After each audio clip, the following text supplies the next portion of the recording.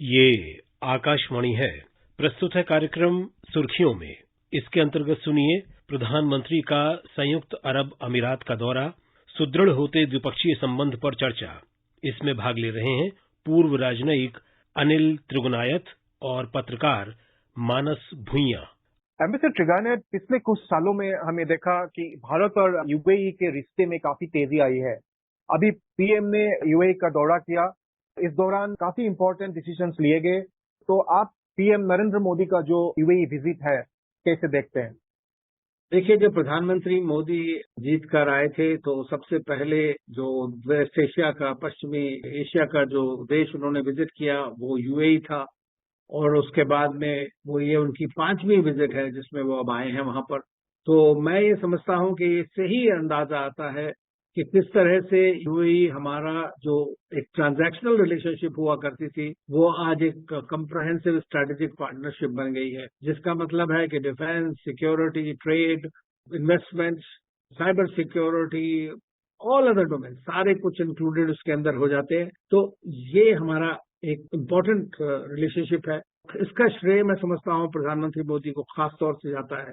उनको वहां का सबसे बड़ा जो ऑनर है वो दिया गया शेख जायद, और वहां पर देखिए हिंदू टेम्पल के लिए जगह दी गई अबू धाबी में। मैं ये समझता हूँ क्योंकि यूएई अपने आप को एक टॉलरेंट नेशन के, मॉडर्न नेशन के रूप में अपने आप को प्रोजेक्ट कर रहा है। और उसके अलावा हमारे वहाँ सबसे ज्यादा भारतीय वहाँ रहते हैं, 3.5 मिलियन। और उनका जो योगदान है उसको वहाँ यूएई के लोग बड़ी अच्छी तरह से एक्नॉलेज करते हैं। और इसीलिए प्रधानमंत्री जब गए वहां पर पहले भी तो कई बार यूएई में हमारे भारतीय लोगों से बातचीत की और उनके साथ में उनको जो भी एश्योरेंसेस चाहिए थे, जो उनकी समस्याएं, उनको भी टेकअप किया। तो मैं ये समझता हूँ कि यूएई एक ऐसा देश है जिसके साथ हमारे रिश्ते अलग अलग तरह से हर आयाम में बड़ी अच्छी तरह से पूरे फिट हुए हैं। देखिए, तीसरा सबसे बड़ा हमारा लार्जेस्ट ट्रेडिंग पार्टनर हो गया है, चौथा इन्वेस्टर है, और गैस और ऑयल हम वहां से तीसरे और दूसरे नंबर पे उनसे लेते हैं। हमारा I2U2 में वो एनर्जी सिक्योरिटी और फूड सिक्योरिटी दोनों के अंदर में जो है यूएई काफी बड़ा पार्टनर बना है हमारा। आप जानते हैं कि उन्होंने जो फूड कॉरिडोर्स भारत में होने वाले हैं उसमें $2 बिलियन का इन्वेस्टमेंट किया है। ओवरऑल जब शेख जायद आए थे तो उस वक्त में यहाँ $75 बिलियन का इन्वेस्टमेंट करने की बात थी। रुपे कार्ड वहां पर वैलिड है, यूपीआई है वहां पर। और अभी जो प्रधानमंत्री मोदी की विजिट हुई है उसमें जो एक आरबीआई और वहां के सेंट्रल बैंक के बीच एग्रीमेंट हुआ है, उससे हमें लग रहा है कि जो दोनों की ट्रेड होगा वो अपनी बायलैटरल करेंसीज में होगा, जो हमारे लिए बहुत लाभदायक है दोनों ही देशों के लिए। खासतौर से ऐसी सिचुएशन में जब एक डीडॉलराइजेशन भी हो रहा है और एक वेपनाइजेशन भी जो कहते हैं फाइनेंशियल इंस्ट्रूमेंट्स का वो भी चल रहा है। और वेपनाइजेशन जो है रशिया यूक्रेन वॉर के चलते फूड, फ्यूल एंड फर्टिलाइजर का भी हो रहा है। तो ये सारी चीजें डायरेक्टली हमारे मुल्कों को इम्पैक्ट करती हैं। दूसरी चीज इस बार क्लाइमेट चेंज के संदर्भ में यह है कि भारत ने बहुत बड़ी लीड अग्रसर रहा है भारत क्लाइमेट चेंज में। तो इसीलिए जो यूएई है इस बार उनकी प्रेसिडेंसी COP28 की है और प्राइम मिनिस्टर सुल्तान जाबर से भी मिले, जो सीईओ हैं इस वक्त, उसके चेयरमैन हैं COP28 कमेटी के। तो उनसे भी बातचीत किया और उसमें ये बताया भारत पूरी तरह से यूएई को उनकी इस प्रेसिडेंसी में सपोर्ट कर रहा है। इसी तरह यूएई को भी भारत ने एक स्पेशल गेस्ट के तौर पर बुलाया, ओमान और इजिप्ट के साथ में, और सऊदी अरेबिया तो ऑलरेडी G20 कंट्री है। तो उससे ये पता लगता है कि जो हमारे खास रिश्ते हैं उनको किस तरह से आगे बढ़ाया जा रहा है, किस तरह और नए आयाम ढूंढे जा रहे हैं, चाहे वो डिफेंस हो, चाहे वो सिक्योरिटी हो, चाहे वो ट्रेड हो, हर चीज में इस तरह से मैं समझता हूँ कि हमारे रिश्ते खास तौर से काफी आगे बढ़े हैं। एक और पॉइंट मैं कहना चाहता हूँ काउंटर टेररिज्म के बारे में। हमारा कॉपरेशन यूएई के साथ बहुत ज्यादा बढ़ा है, विजिबल है, एविडेंट है। क्योंकि जब भी हमें अगर कोई पुलवामा का किस्सा रहा हो, चाहे बालाकोट स्ट्राइक की बात रही हो या आर्टिकल 370 एब्रोगेशन की बात हो, हर जगह हमने देखा कि यूएई ने भारत को पूरी तरह सपोर्ट किया है। तो ये एक बहुत बड़ा चेंज देखने में आया। इसी तरह OIC की मीटिंग हुई थी, वहां पे भी उन्होंने पूर्व विदेश मंत्री को बुलाया, जो एक अपने आप में बड़ी लकीर से हटने की बात है। ऐसा पहले कभी नहीं हुआ। 69 में हमें मेंबरशिप के लिए बुलाया गया था लेकिन वो नहीं हो पाया। लेकिन उसके बाद आज डेट में हम देखते हैं कि यूएई भारत को और प्रधानमंत्री मोदी को खास तौर से एक बहुत अहम दर्जा देता है।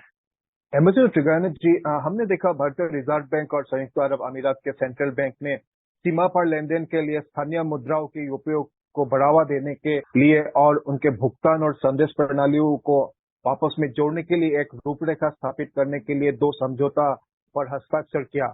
आप इसको कैसे देखते हैं? हमने देखा कि जो ट्रेड रिलेशंस है काफी आगे बढ़ चुका है। आज का जो ये एग्रीमेंट है इसको आप कैसे देखते हैं?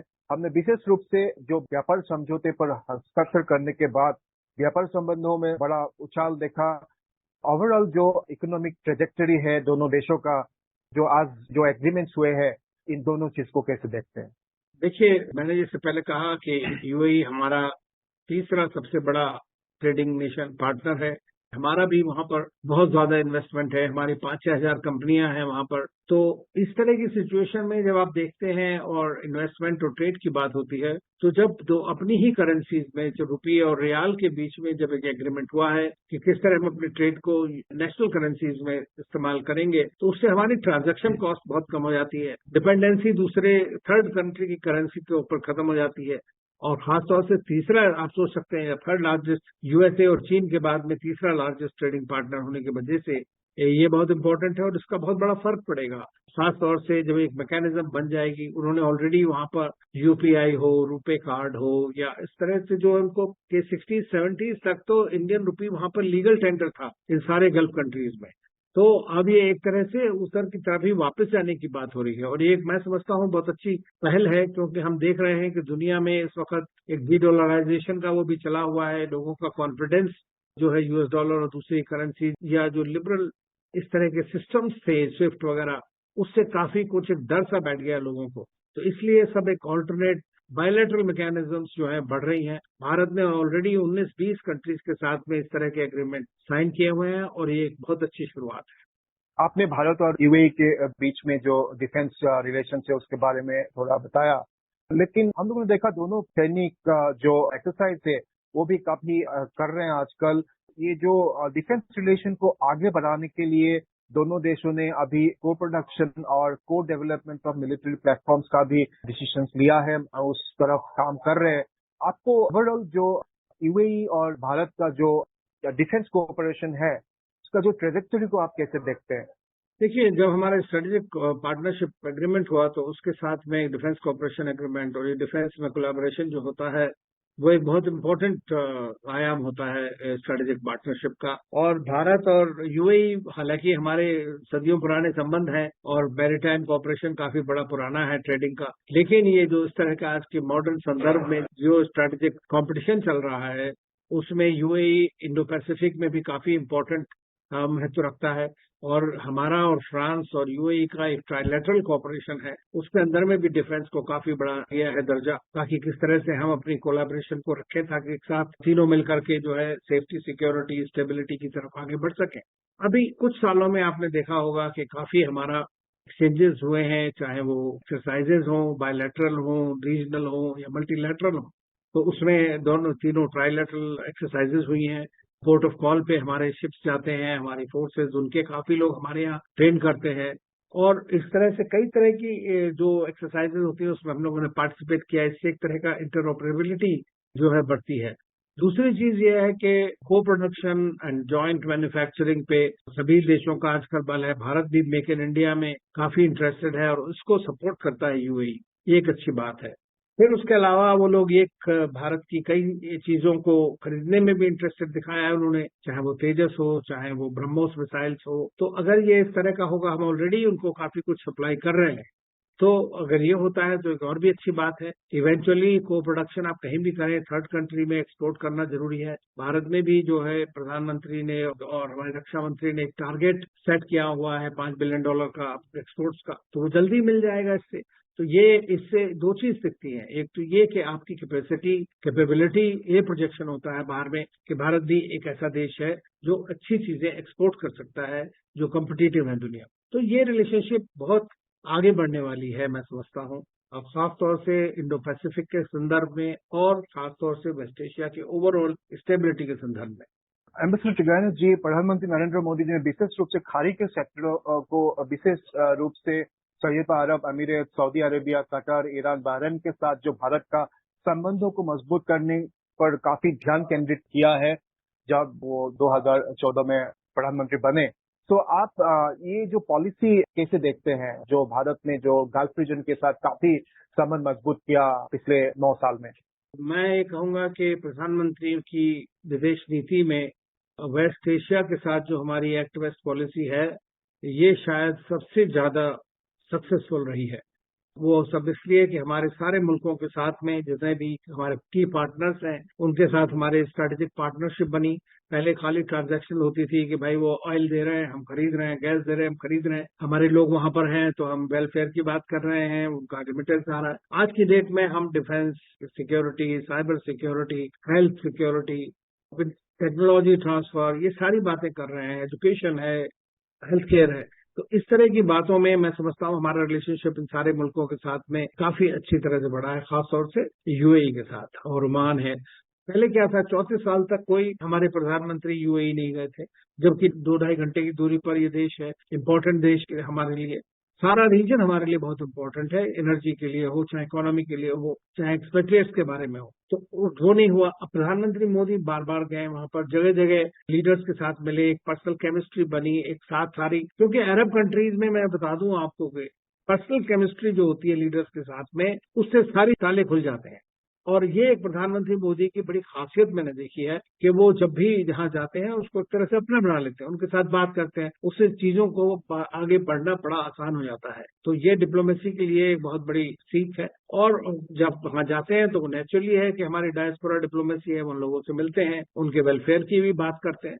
तो मैं ये समझता हूं, क्योंकि हमारे 9 मिलियन से ज्यादा लोग वहां पे हैं, तो इसलिए एक बहुत जरूरी ये रीजन का पूरा हमारे लिए है। और अब जब इंडो पैसिफिक पे जो सारा फोकस पड़ा हुआ है दुनिया का, खासतौर से अमेरिका का और वेस्टर्न कंट्रीज का, उसमें भी यूएई और ये north west Indian ocean region के कंट्रीज हैं, ये बहुत ज्यादा इंपॉर्टेंट है और इनके साथ हमारी सिक्योरिटी मिली हुई है। मिस्टर टिग्रानो जी, वो कौन से क्षेत्र है जहां यूएई के साथ सहयोग और बढ़ा सकते हैं भारत? देखिए, आर्टिफिशियल इंटेलिजेंस है, क्वांटम कंप्यूटिंग है, उसमें स्पेस है, उसके अंदर वो बहुत ज्यादा इंटरेस्टेड है। सिविल न्यूक्लियर कॉर्पोरेशन में वो बहुत इंटरेस्टेड है।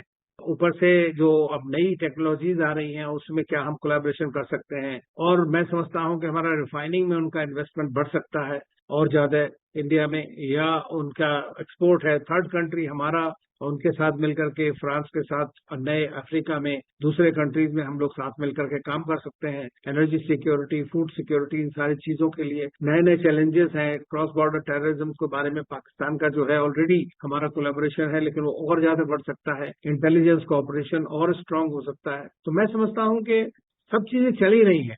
और जो प्रधानमंत्री की ये वाली विजिट हुई है, इसके बाद में उन बातों को कैसे आगे बढ़ाया जाए, कैसे जो एक नया ट्रांजिशनल वर्ल्ड ऑर्डर आएगा, उसमें किस तरह से हमारे मुल्क आपस में मिलकर के और एक स्ट्रॉन्गर फ्रेमवर्क बनाएंगे, ये देखने वाली बात है। और मैं समझता हूँ इसकी काफी पॉसिबिलिटीज और पोटेंशियल है। ये जो ट्राइलेटरल एक्ट फ्रेमवर्क के अंदर भारत, फ्रांस और यूएई जो कोऑपरेशन कर रहे हैं, तो उसको आप कैसे देखते हैं और इसके दायरे में और क्या क्या एरियाज आ सकता है? फ्रांस हमारा बहुत इम्पोर्टेंट पार्टनर रहा है। आपको पता है कि 1998 में जब हमने न्यूक्लियर टेस्ट किए थे, उससे थोड़े ही महीने पहले हमारी उनके साथ स्ट्रेटेजिक पार्टनरशिप साइन हुई थी। लेकिन उसके बाद में जब न्यूक्लियर टेस्ट हुए तो पूरे यूरोप ने, अमेरिका ने, सबने सैंक्शन किए इंडिया के ऊपर, फ्रांस को छोड़ के। तो फ्रांस आपके साथ हमेशा खड़ा रहा है। फ्रांस ऑल्सो एक इंडो पैसिफिक डिफेंस पार्टनर है, सिक्योरिटी पार्टनर है इंडिया का। इंडिया को हमेशा सपोर्ट करता रहा है, चाहे वो यूएन सिक्योरिटी काउंसिल में हो या बाहर हो। तो ये हमने देखा है हमेशा से, और इसलिए हमारी इंटरऑपरेबिलिटी उनके साथ बहुत बढ़ रही है। और प्रधानमंत्री मोदी की जो रिसेंट विजिट थी वो बहुत ज्यादा इंपॉर्टेंट है। अब रही बात यूएई की, जैसे मैंने कहा कि एक कंप्रहेंसिव स्ट्रेटेजिक पार्टनर है, और हम लोगों के तीनों के मिलकर के, क्योंकि फ्रांस भी यहाँ पर बहुत इन्वेस्टेड है अरब कंट्रीज में और गल्फ में, तो हमारा जो, चाहे वो पायरेसी कैंपेन हो, चाहे वो इंडो पैसिफिक के बारे में हो, चाहे इंडियन ओशन में कोलैबोरेशन की बात हो, क्योंकि वहां पे भी पोल्यूशन और क्या क्या हजार प्रॉब्लम्स हैं उन मुल्कों में भी, और यह ट्रांसफर ऑफ टेक्नोलॉजी के बारे में हो, डिफेंस सेक्टर में हो, आई थिंक तीनों मिलकर के काफी बड़ा पोटेंशियल है कोऑपरेशन का। मिस्टर टिग्रानो जी, बहुत बहुत शुक्रिया। धन्यवाद। अभी आप सुन रहे थे प्रधानमंत्री का संयुक्त अरब अमीरात का दौरा, सुदृढ़ होते द्विपक्षीय संबंध पर चर्चा। इसमें भाग ले रहे थे पूर्व राजनयिक अनिल त्रिगुनायत और पत्रकार मानस भुइयां। ये कार्यक्रम आकाशवाणी के समाचार सेवा प्रभाग द्वारा प्रस्तुत किया गया। इसे आप हमारे mobile app news on AIR और YouTube channel news on AIR official पर भी सुन सकते हैं।